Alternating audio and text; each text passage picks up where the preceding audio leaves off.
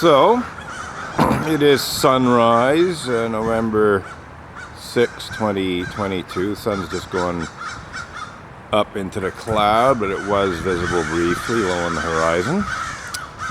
And there's a whole bunch of crows cawing and flying around, and I thought, well, what's that all about? I mean, they do it anyway, but then I saw this solitary bird hovering around above the area and realized it was probably a hawk, and that the cawing of the crows is a warning to the other crows that they need to beware of the hawk hovering around.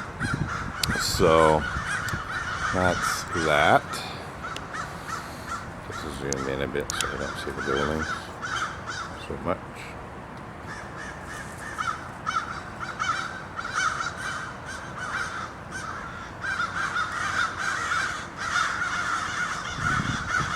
Feeling some drops of rain.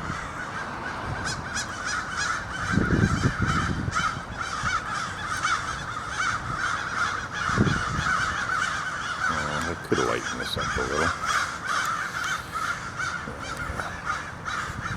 This is closer to what I'm seeing. I could even